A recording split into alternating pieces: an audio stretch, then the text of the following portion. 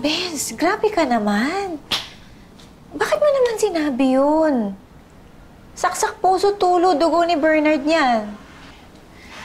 Wala eh, bigla na lang lumabas sa bibig ko eh. Sabi nga nila, hurt people, hurt people. Ginawa mo yun kasi gusto mong saktan si Bernard. But I'm sure hindi ka seryoso sa mga sinabi mo. Oo, malala yung sinabi ko. Pero mas malala yung ginawa nila. Oo nga, Bes. Given na yun. Pero iba pa rin makasugat yung salita. At saka, Bes, alam ko kahit gaano kalalim yung galit mo sa kanya, mahal mo pa rin siya.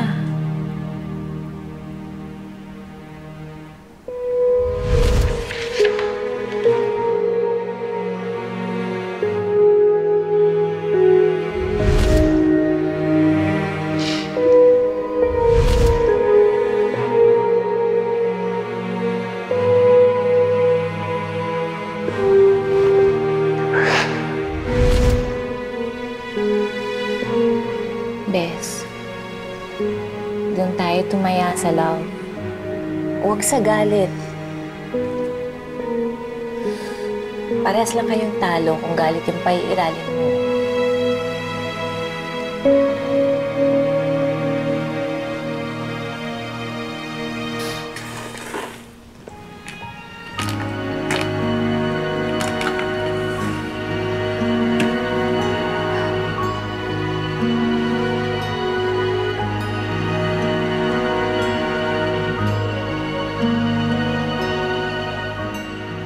Pare, paano kung gusto na nga talagang tapusin ni Angela yung lahat? Ibibigay ko naman sa kanya yun eh. Pero ako umaasa ako na magkaayos pa rin kami.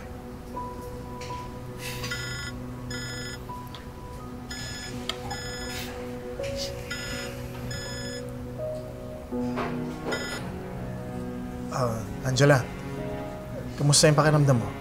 Pwede ba tayo mag-usap? Tungkol sa ating dalawa? Oo naman. Sige, uwi muna ako tapos dadaanan kita. Angela, salamat ha. Huwag ka magpasalamat. Sige, bye.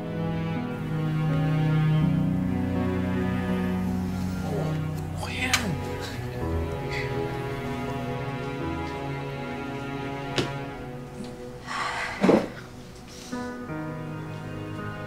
Bes, I'm proud of you. Hindi madaling magpatawad. Pero at least ikaw yung nag-initiate.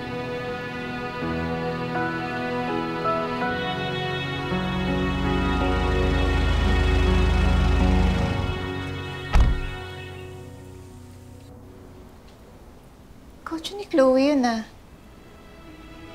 Anong ginagawa niya dito?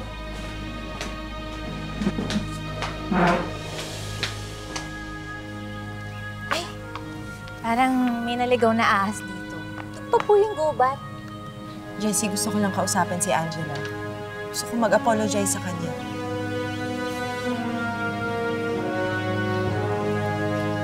Angela,